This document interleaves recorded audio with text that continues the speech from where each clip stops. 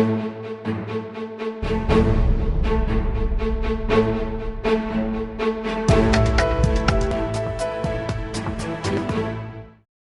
and welcome. You're watching the weekly edition of EdSpace, where we get you our Sukumar, Mint's editor's views on all the news that mattered this week. Thank you, Sukumar, for joining us. Let's first talk about the UPA anniversary. UPA has managed to survive in the government, rule the country for about 9 years now. An achievement in an era of coalition politics?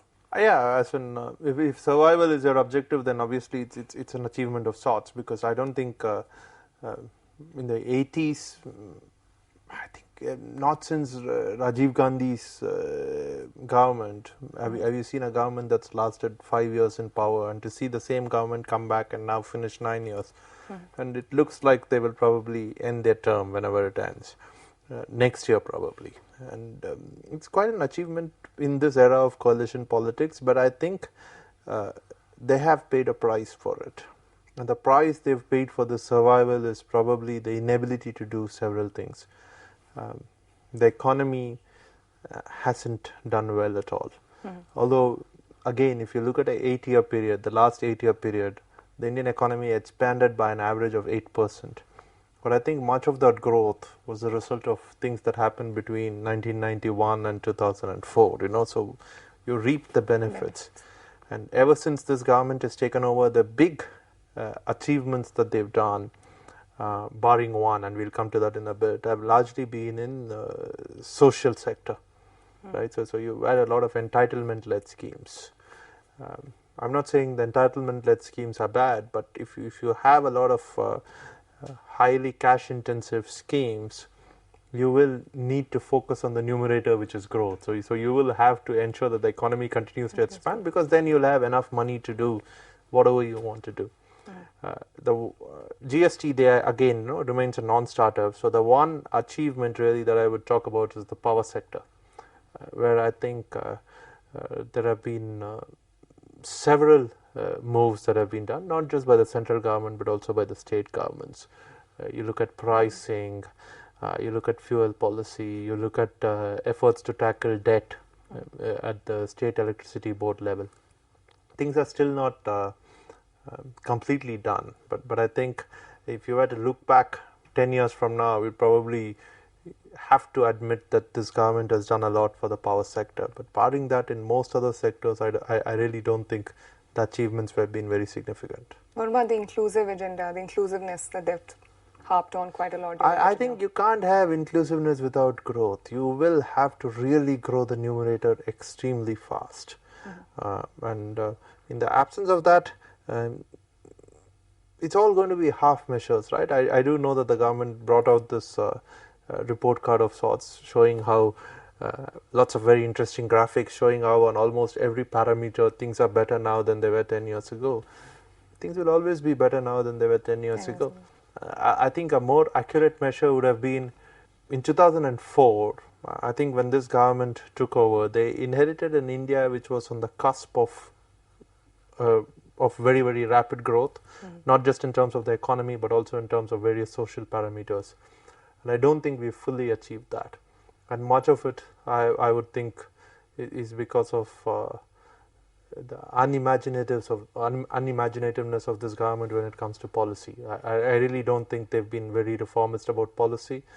For a long time, in fact, the finance portfolio was held by a man who made us all think we were back in the 70s. Right? So I think it's been a failure from that perspective. So survival, yes, but not so much in terms of achievements. That's right. Let's now move on to the corporate side. The earnings seasons, it has been in full flow. State Bank of India came out with its results, and they've shown a bad result for Q4. Profits have been dented by 18.5%, which is a huge dent, largely coming on account of bad asset quality. What is not going right for the country's largest bank? Asset quality has been a concern they had even 3 years back. They've not been able to do anything to correct that. Yeah, but it's not just the largest bank. You look at most state-owned banks, which have declared numbers so far. All of them have done badly for exactly the same reason. And I think in many ways we are paying the price for indiscriminate lending that happened through the 2000s, through the second half of the 2000s. A lot of Indian companies expanded, many of them went out and acquired assets overseas. I'm not so sure that the banks were particularly prudent about whom they were lending to. It was an easy money period, right? And everyone sort of wanted to get in doled the out race. money because banks needed to expand, they needed to do more business, and that's exactly what seems to have happened. And now that the party is over, actually it's been over for some time, we've all known that this is coming, that everyone knows that India has a huge bad loans problem. Now it's a function of definition, right? Banks try to keep it alive. You look at the amount of restructuring that they've done of loans, it's very, very significant. Yes. Even through the mechanism offered by the Reserve Bank, which is the corporate debt restructuring scheme. And clearly it means that they're trying their best to stave off classifying these loans as bad loans. Yes. But it's unavoidable at a certain point in time. Like Kingfisher, for instance, they should write the money off, right? That's it. Be done with it. One clean entry, and you get on with life. Right. Because to talk of things like revival and restructuring and all that, when things have reached, when you're drowning, it doesn't make any sense. And I think in many ways, the story of India's largest bank is symptomatic of what is happening elsewhere in the banking sector. But at the same time, likes of HDFC have been a stark contrast. Yeah, I think the private sector banks have been more prudent. Even if you look at ICICI, for instance, which grew very rapidly, and then for some time it did look as if they would pay the price for that very rapid growth. But if you look at them, they seem to have really cleaned up. Their processes are tighter. And maybe all economic growth comes and goes in cycles. So we will have another cycle of growth, which will probably start in the next 12 to 18 months. And when it does, one can only hope that these banks don't forget the lessons that they've learned now. Because it's going to be very easy. You will have an easy money regime. Everyone will be flush with funds. Companies will be bullish, and they'll be going out and expanding and acquiring companies overseas. It'll be very easy to forget all this and to go back and fund them again. And at which point, these banks would do well to remember that they had this problem at this point in time.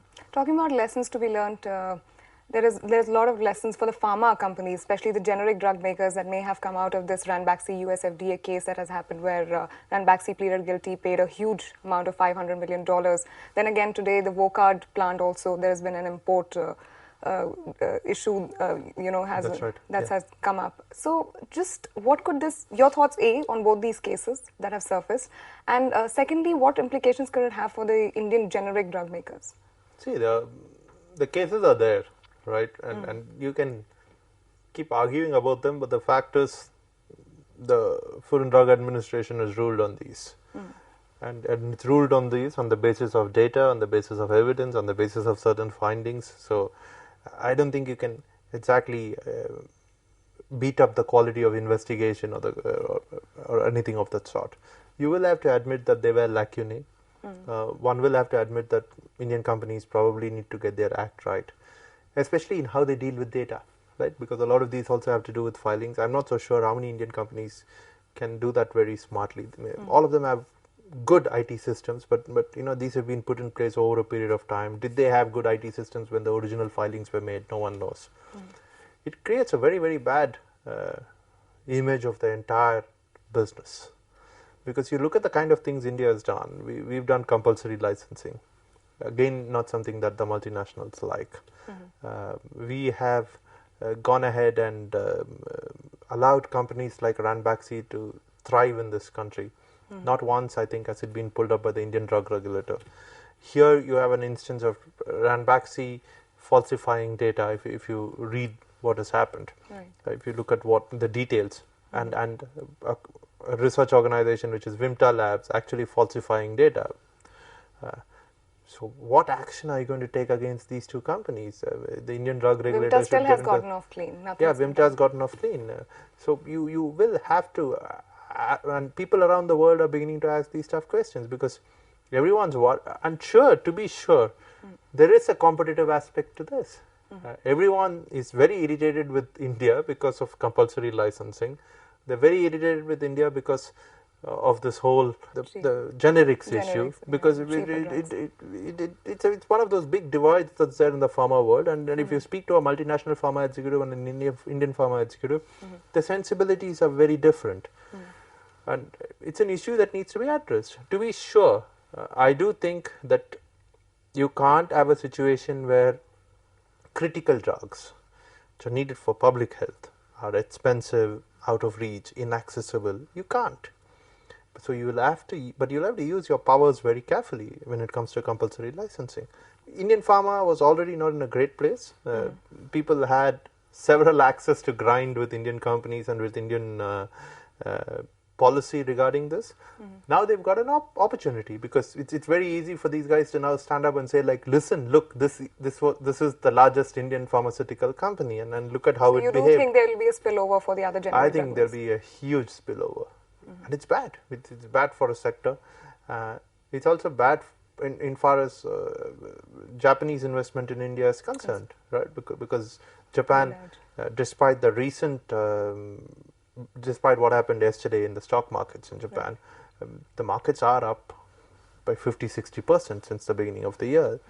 It seems to suddenly be, ever since Shinzo Abe took over, it seems to be a market which is coming back, going to grow faster, and the Indian Prime Minister is going there, and they're funding the DMIC, the Delhi Mumbai Industrial Corridor, some part of it, a large part of it, and so there will be issues about this also, right? Because again, sure, their quality of due diligence was probably very bad, but at the end of the day, they've paid a large sum of money. And now they've gotten into trouble. They're not happy about it. They're not happy about it. Right. On that note, Sukumar, I think we'll wind up this edition of FedSpace. Thank you so much for taking our time. Thank you all for watching.